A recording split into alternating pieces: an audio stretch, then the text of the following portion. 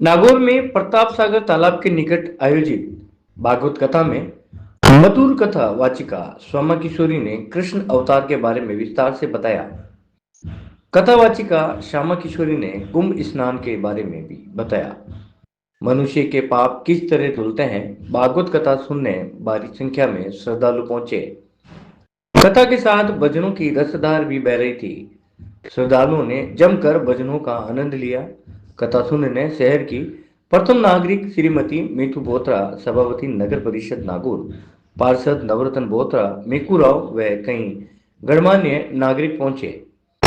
भागवत कथा को सफल बनाने में दिलीप भोजक, दौलत बाटी, स्वदेश व कई श्रद्धालुओं ने अपनी सेवाएं देकर धर्म लाभ प्राप्त कर रहे हैं। और कथा में प्रवेश करने से पहले आप जरा बताएंगे कि आज कौन से दिवस की कथा श्रवण करेंगे। पीछे माताओं, आज कौन से दिन की कथा सुनोला?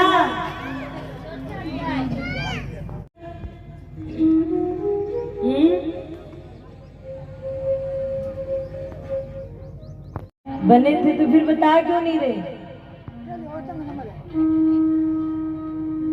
एक तो हमारे बाबूजी बड़े रसिक है, कथा के बड़े प्रेमी हैं, पता नहीं कहां से लाते कोई नाग। और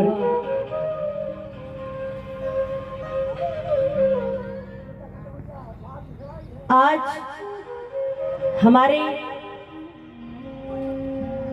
मध्य हमारे श्री ठाकुर जी भी आएंगे।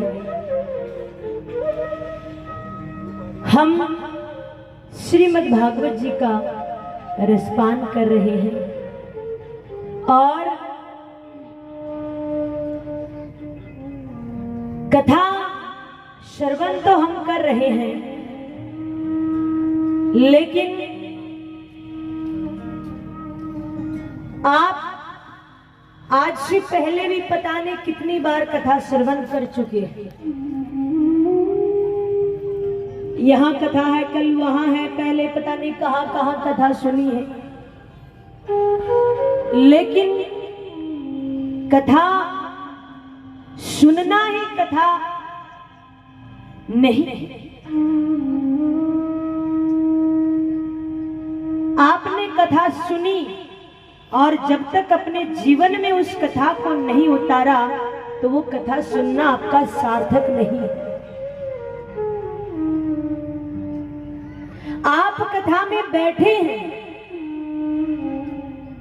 और अगर कथा में बैठे बैठे आपको घर की याद आ रही है, परिवार की याद आ रही है, बच्चों की याद आ रही है, पति की याद आ रही है, पत्नी की याद आ रही है, तो मानिए अभी आपका कथा में मन नहीं लगा है। अभी तो कथा का ही रस ले रहे हैं, अभी कथा के रसिक नहीं बने हो। कथा सुन भले ही रहे हो, लेकिन कथा के रसिक नहीं बने हो। कथा के मध्य आप बैठे हो और कथा में बैठे बैठे अगर आपको ये मालूम ना हो कि हम कहाँ बैठे हैं, क्या मेरी स्थिति बनी हुई है, क्या मेरा शरीर है, क्या मैंने पहन रखा है, किसके पास में बैठा हूँ, कहाँ बैठा हूँ, ये आपको सब विस्मृति हो जाए तो मानिए कि आप एकदम कथा के रसिक बन गए हो। आपका चित्त, आपकी वृत्ति कथा में लग चुकी है।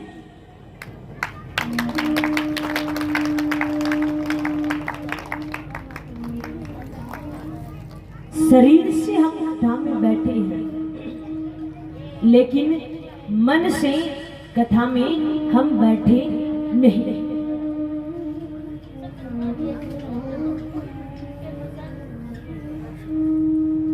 भगवत प्रेमी जन जो होते हैं उनको भगवान की चर्चा अच्छी लगती है, भगवान की लीलाएं अच्छी लगती है, लेकिन माया के लोभी जो होते हैं उनको तो सिर्फ माया की ही बात अच्छी लगती है कि धन किस प्रकार से कमाएं, धन किस एंगल से आएगा, किधर से आएगा, थोड़ा सा दाव पेच और लगाना है, क्या करना है, कैसे करना है। एक बात याद आ गई, अभी प्रयागराज कुंभ में सभी जाकर आए हैं। कितने गए यहां से? एक भाभी जी कह रहे हैं मैं तो नहीं गई। गई हूं ना।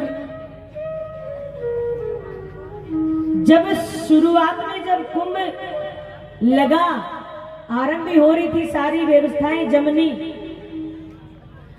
तो अब मीडिया वाले इंटरव्यू ले रहे थे। एक युवक, चने बेचने वाला व्यक्ति, मां गंगा की तरफ जो मार्ग जा रहा था उस मार्ग में बैठा था, चने बेचने वाला। मीडिया वाले आए और पूछा, भाई साहब कहां से आए हो? उस व्यक्ति ने कहा, सिवान से आए हैं। बोला कितने चने बेच लेते हो पूरे दिन में? तो उस व्यक्ति ने 2-3 बोरियां बिछा रखी, अपना सामान रख रखा। कहा दिन में बेच लेते हैं 400-500 रुपए का। मीडिया वालों ने पूछा कि 400-500 रुपए में आपका काम चल जाता है, ये आपके साथ कौन है? बोले ये हमारी मेहरारू है और 2 हमारे बच्चे हैं।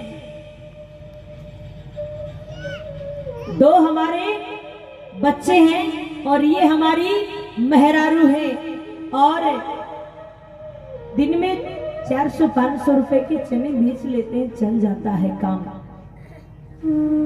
बोला बेस? बोला हाँ।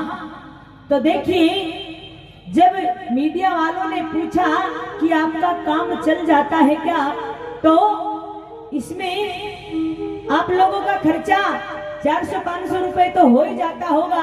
तो उस व्यक्ति का जवाब देखिए, जो प्रयाग में बैठा वो व्यक्ति क्या जो जवाब दे रहा है, सिवान का वो व्यक्ति, और उस आदमी की धर्म शक्ति देखिए, उसकी इच्छा शक्ति देखिए और उसकी सामर्थ्य शक्ति देखिए। वो कह रहा है, भाई साहब 2-2 मुट्ठी हमारे बच्चे खा लेते हैं, 2-2 मुट्ठी हमारी मेहरारू ले लेती है चने, और 2-2 मुट्ठी हम खा लेते हैं, और ऊपर से जल पी लेते हैं, आने जाने वाले साधु संतों के दर्शन कर लेते हैं। और क्या लूटोगे भगवान को?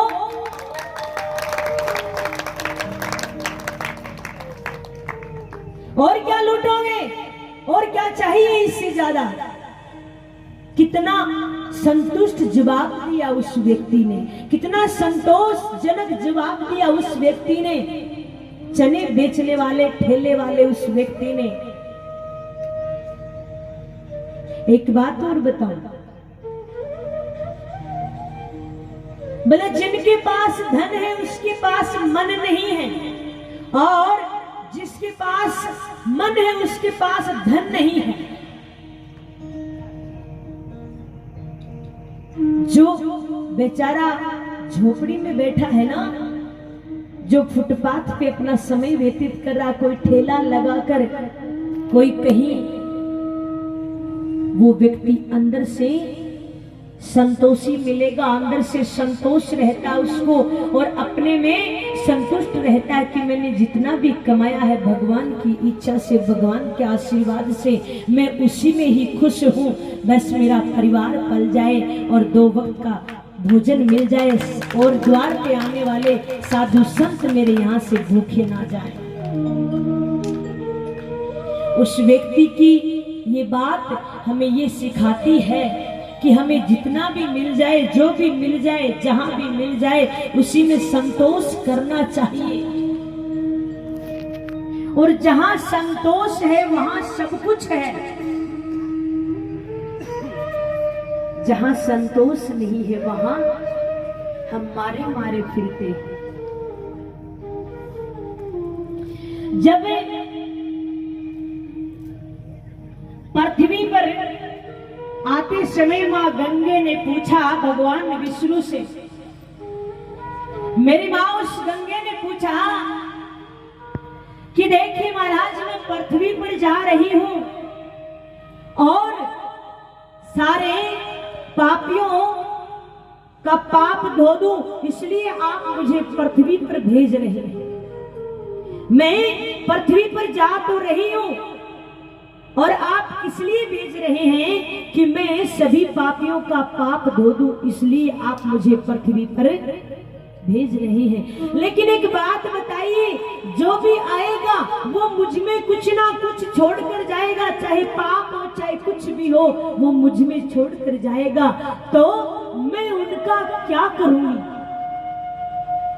भगवान विष्णु ने कहा, चिंता मत करो देवी, 12 वर्षों में एक बार समस्त साधु संत इकट्ठे होंगे और उनका ये शरीर अपनी पूरी ऊर्जा और सात्विकता लेकर तुम में स्नान करेगा। तो वो स्नान करेंगे सारे साधु संत, तो तुम्हारे सारे पाप नष्ट हो जाएंगे और तुम पाप मुक्त हो जाओगी। इसलिए लोग जाते हैं कुंभ में स्नान करने के लिए। क्यों?